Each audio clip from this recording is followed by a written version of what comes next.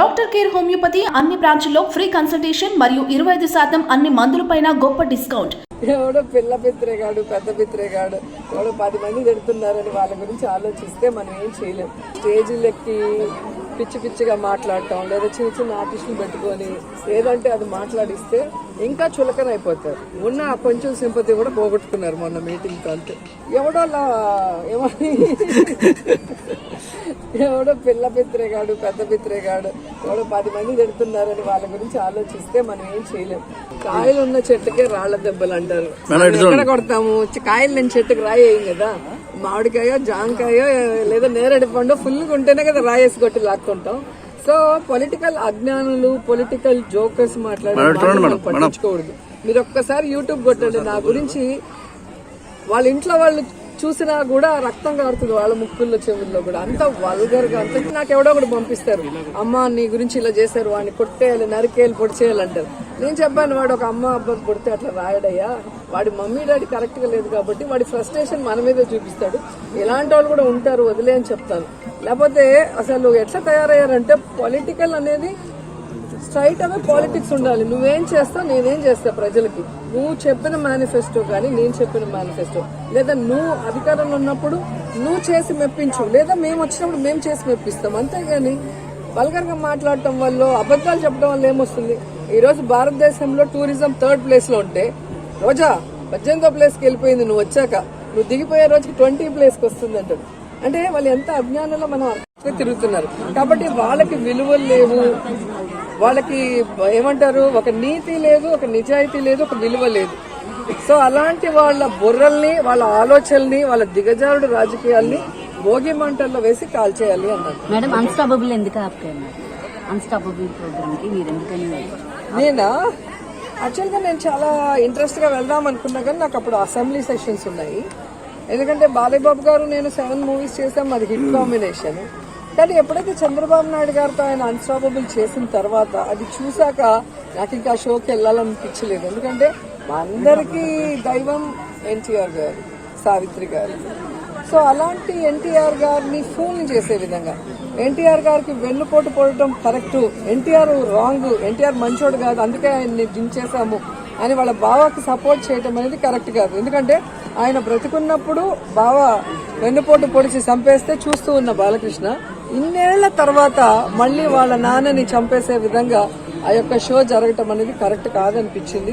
So నా వరకైతే నాకు వెళ్ళాలని లేదు.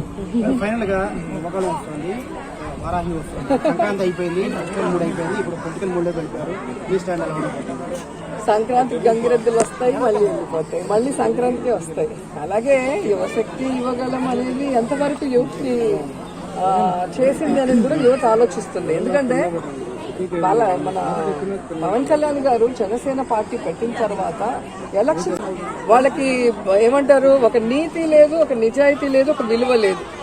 సో అలాంటి వాళ్ళ బుర్రల్ని వాళ్ళ ఆలోచనల్ని వాళ్ళ దిగజారుడు రాజకీయాల్ని భోగి మంటల్లో వేసి కాల్చేయాలి అన్నారు. మేడం అన్స్టాపబుల్ ఎందుకు అన్స్టాపబుల్ ప్రోగ్రామ్ కి మీరు ఎందుకని? నేనా యాక్చువల్గా నేను చాలా ఇంట్రెస్ట్ గా వెళ్దాం అనుకున్నా కానీ నాకు అప్పుడు అసెంబ్లీ సెషన్స్ ఉన్నాయి. ఎందుకంటే బాలయ్యబాబు గారు నేను 7 మూవీస్ చేసాం, అది హిట్ కాంబినేషన్. కానీ ఎప్పుడైతే చంద్రబాబు నాయుడు గారితో ఆయన అన్స్టాపబుల్ చేసిన తర్వాత అది చూసాక నాకు ఇంకా షోకి వెళ్ళాలనిపించలేదు. ఎందుకంటే మా అందరికీ దైవం ఎన్టీఆర్ గారు, సావిత్రి గారు.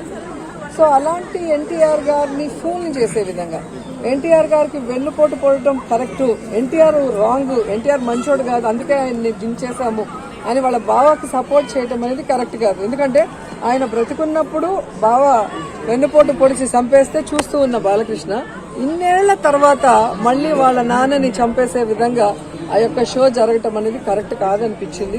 సో నా వరకైతే నాకు వెళ్ళాలని లేదు.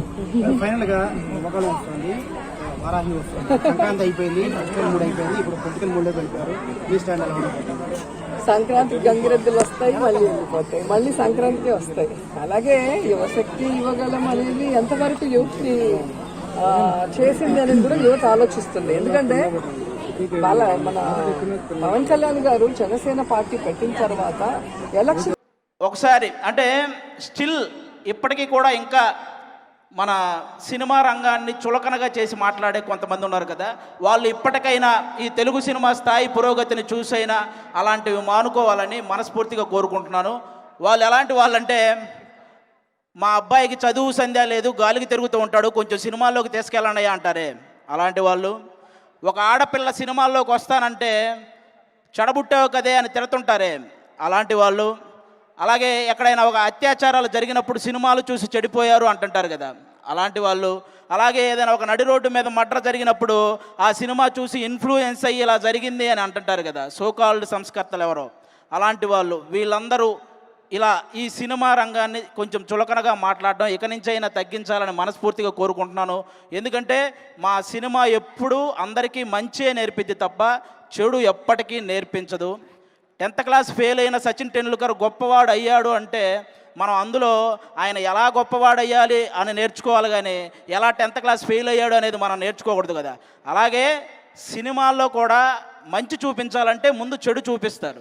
మన మనస్తత్వాలను బట్టి మనం నేర్చుకోవాల్సింది ఏంటంటే ఆ మంచి అన్నమాట. అలా మన తెలుగు సినిమా హీరోలందరూ ప్రతి ఒక్కరికి, మన యువతకి అందరికీ కూడా వాళ్ళు ఒక్కొక్కరు ఒక్కో రూపంలో సందేశం ఇస్తూ ఉంటారు. మనం అది నేర్చుకుంటే మంచిదని నా ఫీలింగు. మన తెలుగు హీరోలు ఎలాంటి సందేశాన్ని ఇస్తారో నేను చెప్తాను, ఒకసారి వినండి.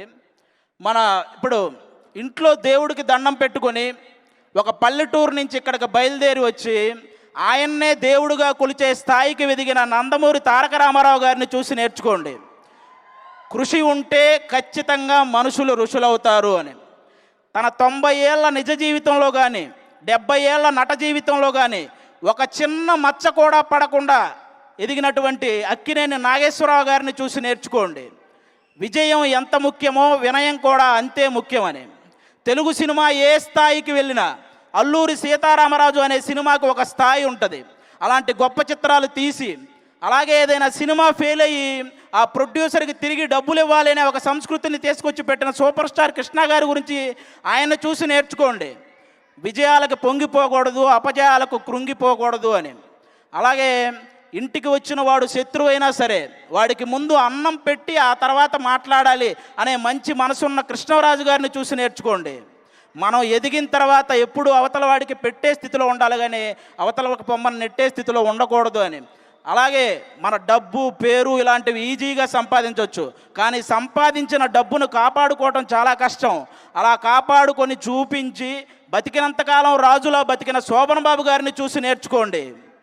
ఒక్కసారి శోభన్ బాబు గారిని చూసి నేర్చుకోండి. మీరంతా బతికినంతకాలం ఇలా బతకాలరా అని మనం నేర్చుకోవాలి. అలాగే తెలుగు సినిమాలో ఏదైనా ఒక క్యారెక్టర్ వస్తే చాలు అని ఆశించే స్థాయి నుంచి తెలుగు సినిమాని శాసించే స్థాయికి ఎదిగిన మెగాస్టార్ చిరంజీవి గారిని చూసి నేర్చుకోండి.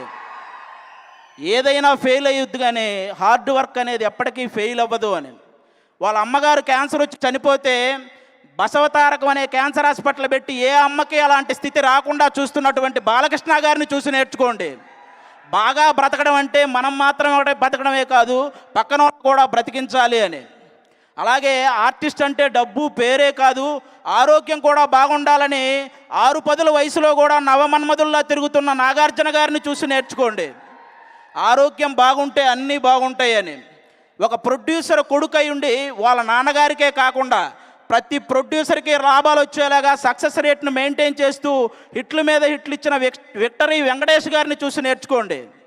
మన తండ్రి గొప్పోడైతే మనం గొప్పోళ్ళం అయినట్టు కాదు, మన ప్రయత్నమే మనల్ని గొప్పోళ్ళని చేస్తుంది అని. అలా వెంకటేష్ గారిని చూసి నేర్చుకోవచ్చు. అలాగే లైఫ్ ఇచ్చిన గురువుని చచ్చిపోయే వరకు మర్చిపోకూడదు అని చెప్పి ప్రతి క్షణం దాసరి నారాయణరావు గారిని తలుచుకుంటున్న మోహన్ బాబు గారిని చూసి నేర్చుకోండి. గురువుని ఎలా గౌరవించాలి, ఎలా రుణపడి ఉండాలి అని. అలాగే అభిమానుల గుండెల్లో ప్రేమను సంపాదించి ఎంతోమంది చిన్నపిల్లల గుండెలను కాపాడుతున్న సూపర్ స్టార్ మహేష్ బాబు గారిని చూసి నేర్చుకోండి. ఫైట్ చేసి ప్రాణాలు తీస్తే ఆ సినిమా హీరో అవుతారు, అదే ప్రాణాలతో ఫైట్ చేసిన వాళ్ళని కాపాడితే రియల్ హీరో అవుతారు. అది మహేష్ బాబు గారు. సితారా అనే ఒక చిన్న పాప తన పుట్టినరోజుకి అనాథాశ్రమాలకు వెళ్ళి 50 మంది అనాథ ఆడపిల్లలకు సైకిళ్ళు పంచిందంటే ఆ తండ్రి మహేష్ బాబు గారి పెంపకాన్ని చూసి నేర్చుకోండి, మన పిల్లల్ని ఏ మార్గంలో నడిపించాలి అని. అలాగే ప్రపంచం గర్వించదగ్గ స్థాయికి వెళ్ళిన ఆర్టిస్ట్ మన ప్రభాస్ గారు. ఆయన ఇప్పటికీ తనతో ఫస్ట్ డైరెక్ట్ చేసిన వాళ్ళని అప్పుడు ఎలా ఉన్నారో ఇప్పటికే అలాగే ఉన్నారు. అలాంటి ప్రభాస్ గారిని చూసి నేర్చుకోండి, ఎంత ఎదిగినా ఒదిగి ఎలా ఉండాలి అని. అలాగే ఒక పక్క 10 మంది పేదవాళ్ళని నుంచోబెట్టి ఇంకో పక్క 100 కోట్లు పెట్టి వాళ్ళ ఆకలి తీరుస్తావా, నీ ఆకలి తీర్చుకుంటావా అంటే ఆ 100 కోట్లు ఆ 10 మందికి పంచి వాళ్ళ ఆకలి తీరితే నా ఆకలి తీరినట్టే అంటాడే పవన్ కళ్యాణ్ గారు. ఆయన్ని చూసి నేర్చుకోండి, సంపాదించడమే కాదు సహాయం చేయడం కూడా ముఖ్యం అని.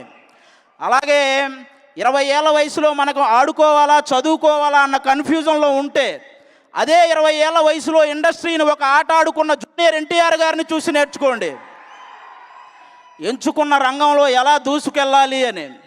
అలాగే మనం ఒకప్పుడు పాత చరిత్ర చూస్తే తండ్రి మాస్టర్గా ఉండి బుద్ధులు నేర్పిస్తే కొడుకు సిగరెట్ కాలుస్తూ ఉంటాడు. అలాగే తండ్రి నిర్మించేవాడైతే కొడుకు కూల్చేవాడు అవుతాడు, తండ్రి సంపాదించేవాడైతే కొడుకు ఖర్చు పెట్టే అవుతాడు. అలాంటి చరిత్ర నుంచి తండ్రి ఎరాని కంటిన్యూ చేసిన కొడుకు చరిత్ర రామ్ చరణ్ గారిది. అలాంటి రామ్ చరణ్ గారిని చూసి నేర్చుకోండి, తండ్రి కళ్ళల్లో సంతోషం కోసం మనం ఎలా ఎదగాలి అని అది చూసి నేర్చుకోవాలి మనం. అలాగే 2003 సంవత్సరంలో అల్లు ఫ్యామిలీ నుంచి ఒక హీరో వస్తున్నాడు అంటే చాలరా బాబు ఇంట్లో కూర్చోమను అన్నారు.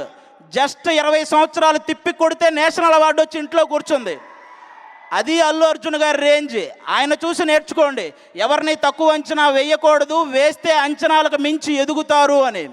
అలాగే ఏ బ్యాక్గ్రౌండ్ లేకుండా ఇండస్ట్రీలోకి వచ్చి ఇప్పుడు ఎంతోమందికి కొత్త టాలెంట్స్కి బ్యాక్గ్రౌండ్గా నిలుస్తున్న రవితేజ గారు, నాని గారు, విజయ్ దేవరకొండ గారు, వీళ్ళని చూసి నేర్చుకోండి, మనం ఎదిగిన తర్వాత నలుగురిని పైకి ఎలా లాగాలి అని. సినిమా రిలీజులు వీటికి తప్ప ఎప్పుడు ఏ కాంట్రవర్సీలో కనిపించని హీరో రామ్ గారిని చూసి నేర్చుకోండి, మన పని మాట్లాడాలి మనం మాట్లాడకూడదు అని. అలాగే నా తండ్రి నాగార్జున గారు, మా తాత నాగేశ్వరరావు గారు అని కించెత్తు గర్వం లేకుండా, అలాగే నా తండ్రి సురేష్ బాబు గారు, మా తాత రామానాయుడు గారు అనే కించెత్తు గర్వం లేకుండా ఆలోచించి అడుగులు వేస్తూ సక్సెస్ అవుతున్నటువంటి నాగ చైతన్య గారు, రానా గారిని చూసి నేర్చుకోండి. మనం ఎవరో సాధిస్తే మనం గొప్పగా చెప్పుకోవటం కాదు, మనము సాధించి గొప్పగా చెప్పుకోవాలి అని. సినిమా అంటే సక్సెస్లు వాటితో పాటు వాళ్ళ తండ్రి ఏ ఫంక్షన్కి వెళ్ళినా ఆయనతో పాటు తోడుగా వెళ్తుంటాడు మంచు విష్ణు గారు, ఆయన చూసి నేర్చుకోండి. చిన్నప్పుడు మనకు తోడుగా ఉన్న తండ్రి కోసం ఆయనకు ఒక వయసు వచ్చాక ప్రతి విషయంలో మనము తోడుగా ఉండాలి అని. అలాగే ఒక యాక్సిడెంట్ అయ్యి కోమాలోకి వెళ్ళిపోయారు కొన్ని నెలలు, అయినా కూడా మాటలు సరిగ్గా రాకపోయినా ఒక షూటింగ్లో పార్టిసిపేట్ చేశాడే ప్రొడ్యూసర్ నష్టపోకూడదని సాయి ధర్మ తేజ్ గారు. ఆయన చూసి నేర్చుకోండి వర్క్ పట్ల ఎలా కమిట్మెంట్తో ఉండాలి అని. తన తండ్రి ఒక సినిమా ప్రొడ్యూస్ చేసి డౌన్ఫాల్ అయితే మళ్ళీ తన తండ్రికి అలాంటి డౌన్ఫాల్ తెలియకూడదని కష్టపడి కసిగా ఎదుగుతున్నాడు కదా వరుణ్ తేజ్ గారు, ఆయన చూసి నేర్చుకోండి.